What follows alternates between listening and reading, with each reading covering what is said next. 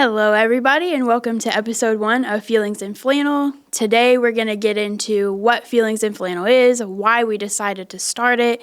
We'll be talking a little bit about masculinity and femininity and how that plays into watching rom-coms, and hopefully we'll make you laugh along the way. I know we had some good laughs. Be sure to like and subscribe and share it with your friends on social media, and let's get into it. Feelings in Flannel is hosted by us.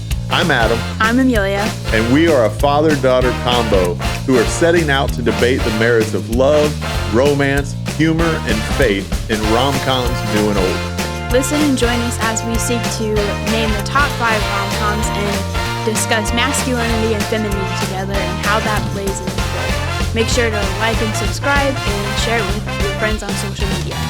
Stay tuned. Here we are, episode 1. Feelings in Flannel. 5 months we've been talking about doing this, and I'm super excited to be sitting here finally talking rom-coms.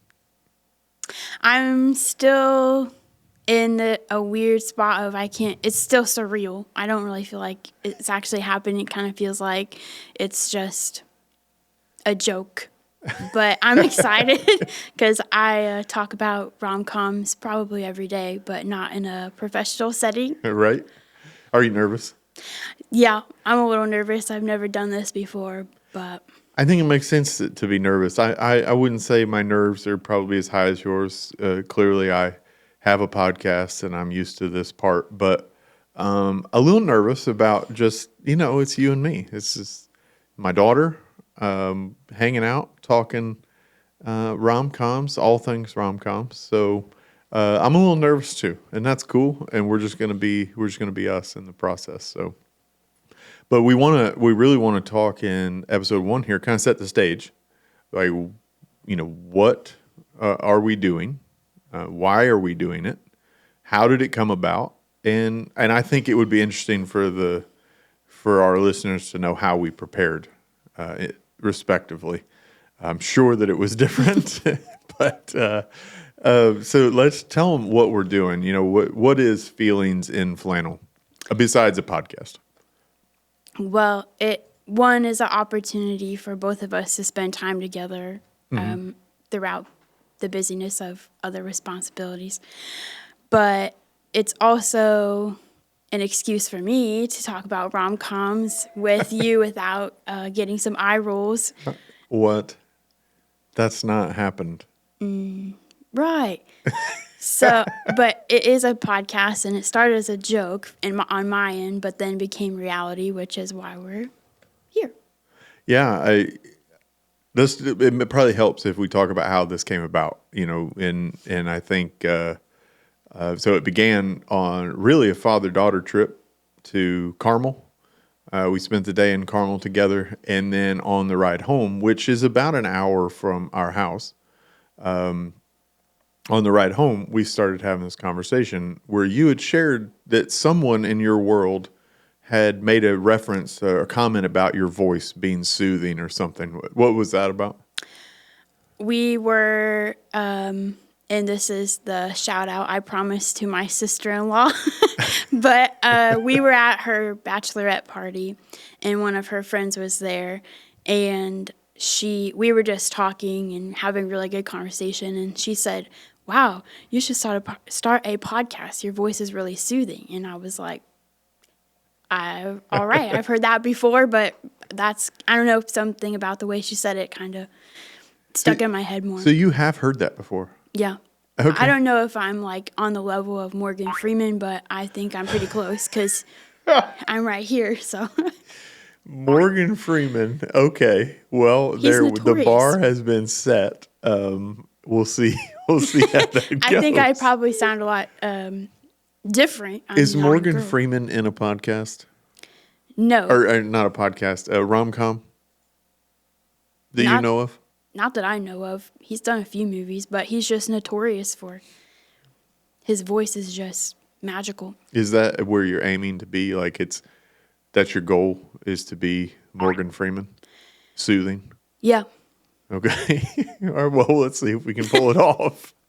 All right. Well, you said that when we were in the car and you made this comment, and I've been told numerous times across my career that I should start a podcast. And I've been told before that I have a radio voice, but I don't really hear that part of it.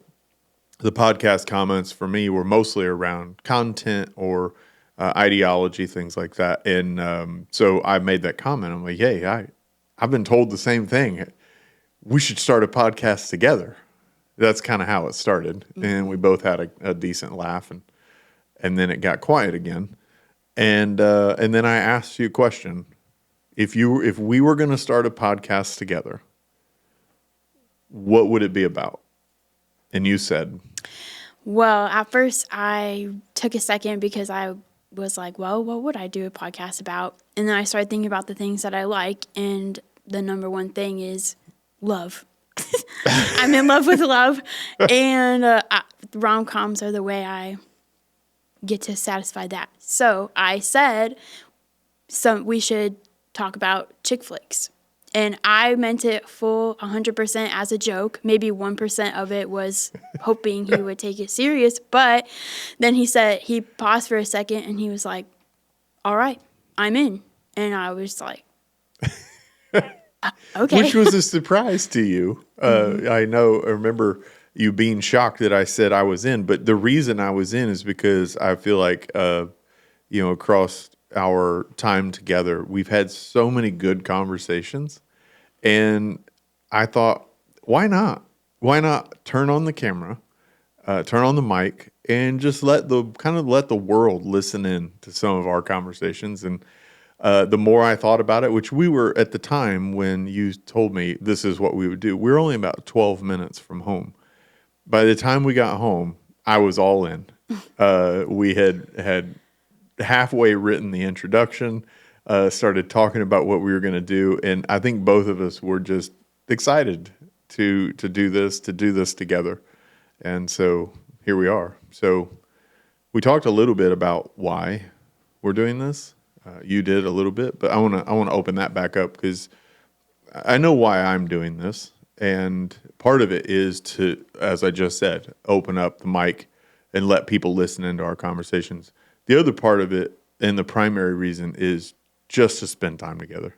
The older you get, you have a career now. You're looking at life on your own, and it's kind of like that's kind of slipping through my fingers. And to be able to do this together, it just gives us something to get excited about, to kind of geek out about. Plus, it was a pretty good excuse to sit down and watch movies together through the summer. Some of the best movies ever made. Some of the best movies ever made. But, I mean, I have maybe some other reasons why, too. But when you just think about why do you want to do this? What comes to mind? Well, like I said earlier, it's opportunity to spend time together doing something that apparently we both have been told we should do. And two, I think just our different personalities will come into play on watching movies like this. I think it'll be interesting from my perspective. I know why I love rom-coms, but from a guy's perspective, typically you think watching a rom-com with your best friends, women typically, but to have it from a perspective of not only a man but a father will be interesting, and maybe we can give some great love advice from throughout it. I mean, why not? I mean, who knows what we're going to give, what kind of advice. But yeah, I think one of the things that stands out to me in wanting to do this too is that I am 1,000% confident that if every father and daughter had the relationship that we have, not had. It depends. We'll see how this episode goes. Just kidding. I think if every father and daughter had our relationship, that there would be a completely different reality in society today. And I think so much, you're a psych major, I'm a counseling major, and so many of the issues that we see in society today stem from an unhealthy relationship with the father, whether that's young men or young ladies. And so part of that, to me, I think one of the motivations is just to model a really good relationship, because we have one. And as well as I do, we've had some really honest and open conversations. And I would bet that across this time, talking about romance and all the stuff that goes into a rom-com, we're probably going to open the can on some of those conversations again, which that'll be interesting. So, how did you prepare for today? I was born and came out the womb watching rom-coms. I prepared my whole life for this. I'm trained for this. Okay. What's your first introduction to romance? What movies? As a kid? Barbie. Mm-hmm. Still watch Barbie. We watched some Barbie movies together. Yeah. You remember those? Yes. So I like to listen to classical music when I'm writing or doing focus work for the business. And occasionally, some classical music will come on and memories just flood my brain, which means we watched way too much Barbie together. No such thing. I think so. I think I'm outing myself, and a number of my friends might be concerned that my man card is on the brink of being revoked. In my opinion, it makes you more masculine that you're comfortable even talking about feelings and romance. Why is that? Because it's kind of a stigma that men are rough and tough, and the love and the feelings and the sentimentality, is that a word? Not sure. It is today. The sentimentality. Is more for females. But I think that it shows security and masculinity when you're willing to do this and talk about romance and maybe movies that weren't geared towards the male world. Yeah. Well, that's in part why we decided to call it Feelings in Flannel. And we'll see who's who. You're the one wearing a flannel, so perhaps that makes me feelings. But I guess we'll discover that along the way. But we partly called it that because there's a lot of things around masculinity that get misinterpreted, and I engage in a lot of those things. I like guns. I like flannel. I like to work on cars. I love processing firewood with a chainsaw and a splitter. I like to build things. All those things kind of fit the script for masculinity. Yeah, I'm going to sit here and talk about rom-coms with you, and you're saying that thing is more masculine or a better picture of masculinity than the other stuff. Is that what you're saying? Yeah, I think so. Those things are definitely included in the male kind of representation. But I feel like if you're willing to talk about something that's more gushy? Yeah. Is that the word you're looking for? Yeah. Mushy? Gushy, mushy. And girly, I think that shows you're like, I can talk about these girly things. That doesn't make me question my masculinity, which some people might. So I think, I think it gives a glimpse into your security as a man. Yeah. Well, I definitely am secure in my masculinity. But I don't know that I processed this conversation or talking about romance, rom-coms, whatever, was masculine. I think it was maybe me setting masculinity aside to kind of, I don't know, share a different perspective. But what you're saying is it's still masculine. Mm-hmm. And I would bet that there's a lot of men out there watching this who want to express their thoughts on rom-coms but are too afraid. So maybe this will be a great time. They can listen and simply nod and agree, but they don't have to talk about it. Yeah. All those men are going to be listening to this podcast while their wife's listening to it in the car, pretending that they're just kind of stuck. But we know, men, that you like rom-coms also. Like, that's one of the things. I'm going to say that right now. Like, men like rom-coms. And there's kind of that's a stigma, right? That men don't like rom-coms. We roll our eyes. We want to watch a romantic comedy. The wife wants to, spouse, significant other, whatever, wants to watch a rom-com. We roll our eyes and we, eventually capitulate because we know that the happy wife, happy life. But there's a secret here. Men don't hate rom-coms. That's just how it is. I think in part we're trying to still, like you said, we're trying to protect that masculinity. Like, I got to hate this because that's what society told me I should do. But, maybe we don't. Maybe we don't hate them. We'll see. I don't hate them. I can speak for me. I don't hate them. And that's why I think it would be interesting to get your thoughts on it, because I only watch it through the lens of my female brain and what society has poured into females.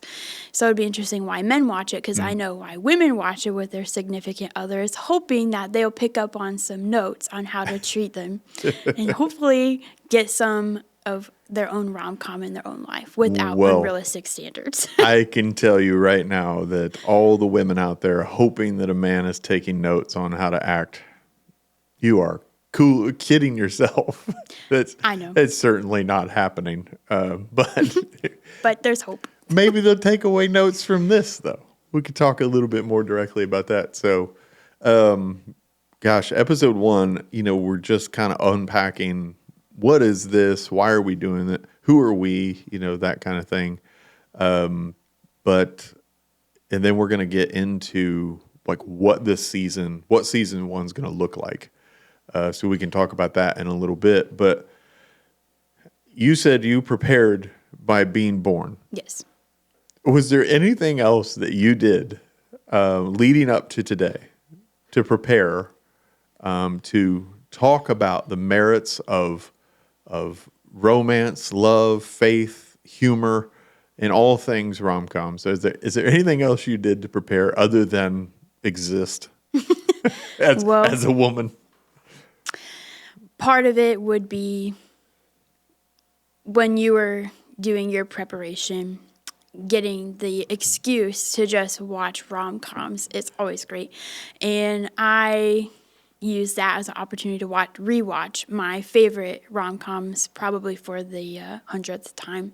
Okay. And I didn't have to take a whole bunch of notes on them because they're locked up there. I can do a play-by-play in my brain with my favorite ones. But I think other than that, watching them with friends, making people in my life who maybe don't enjoy the rom-com watch it with me and tell them why it's so great, and just getting to talk about it with best friends and get all girly and squealy and ishy and gishy over. Well, this has been a pretty big topic in our household. You do still live at home, and we have talked about this quite a bit. There was a number of times when we have friends over or whatever, and we'd bring it up again and just start talking. But we haven't shared much about this. I don't know what your favorites are. You don't know what my list looks like. I mean, they're my favorites, I suppose, as a rom-com goes. But we don't know that stuff, so that's going to be fun to talk about. But I had to prepare a lot differently. I was not born into loving love. And even if I were, it was a long time ago.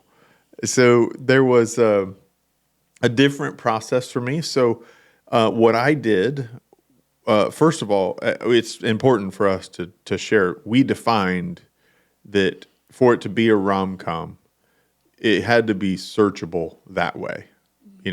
Is blank a rom-com, a romantic comedy, for all you novices out there. But so that's kind of where we started. So what I started with was I just searched an internet search to say, what is a list of romantic comedies? And I scrolled through that list. Mom and I have been married for 24 years. I've seen a lot of romantic comedies, and they weren't present in my mind. But as I was scrolling through the list, what I did was I remembered things about them, and I would go, oh, I remember being entertained by that movie. I remember liking that. And so I would just kind of take that and I'd make a note that's going to be on my list. Well, I ended up with a list of 15 romantic comedies that I call my RomCom starter pack.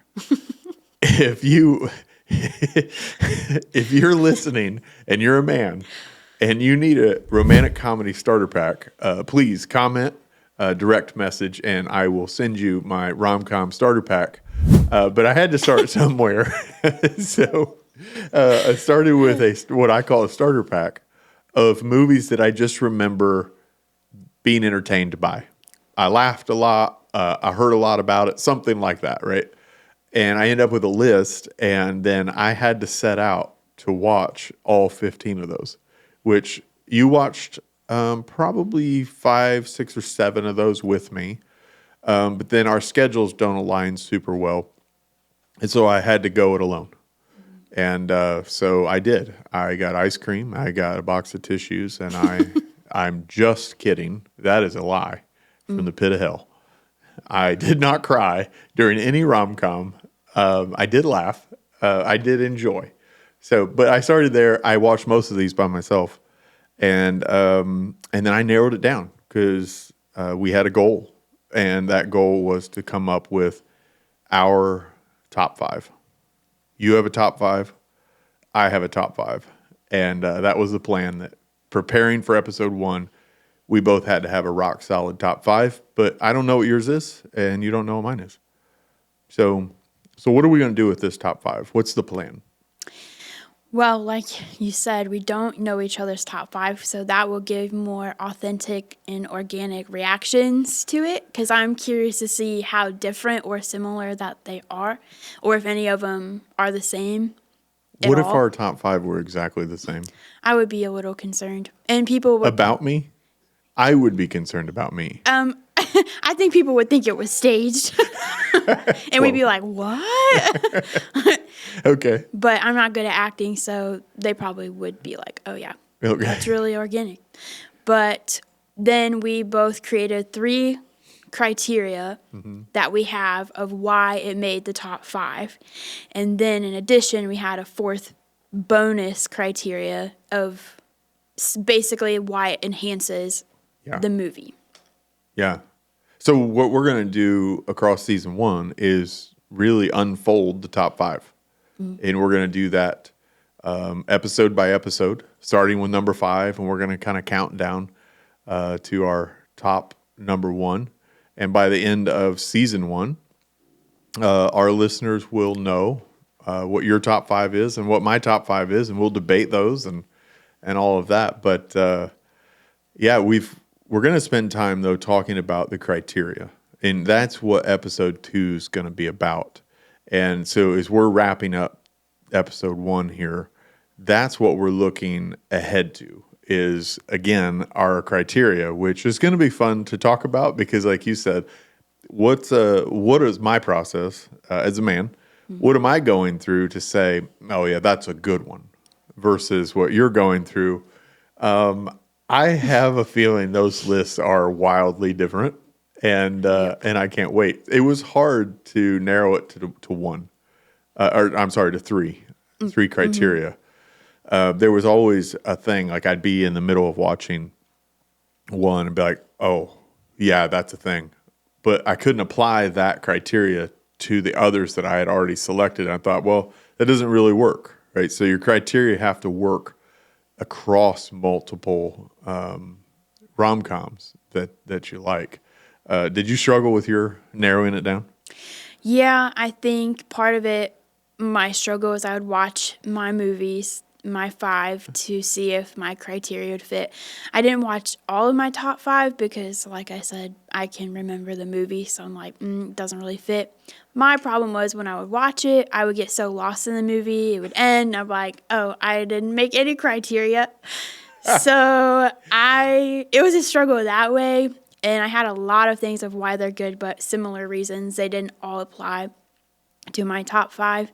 Well, I guess I had top 10 at first, and that was hard to narrow down to top 5 because I almost feel like I'm just cheating on the other ones because they all I watched them growing up with friends and by myself. When you watched, to try and come up with criteria, when you watched your 5, when you were watching your 5, your 5th, did you fall in love with it again so much that you're like, that's my number 1? And then you had to reevaluate the whole list? Yeah. I would, every time I watch it. So your list just kept recycling. 5 would become 1, 4 would become 5, and then you'd start over again. This is what happened for you? Yeah, and for a while, I've said my whole life, this is my favorite rom-com ever, and it was tied between 2.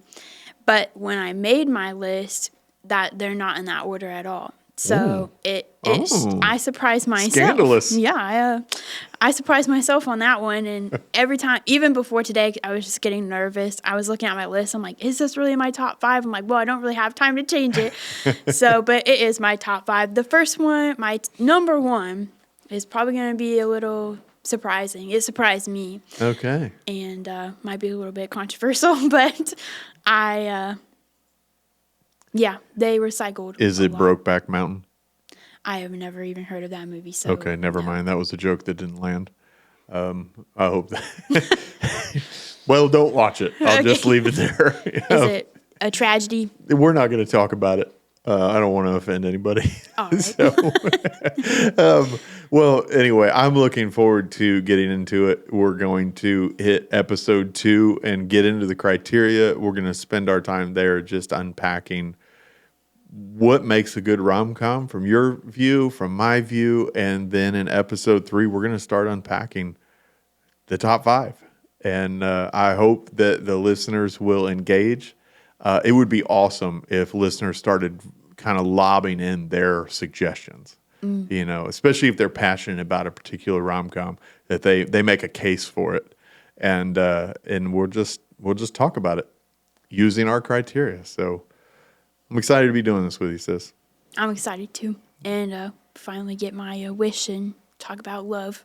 Talk about love. And it's being recorded. I can't even deny these conversations. Nope. All right. Well, that wraps for episode 1, and I'll see you in episode 2. Yep.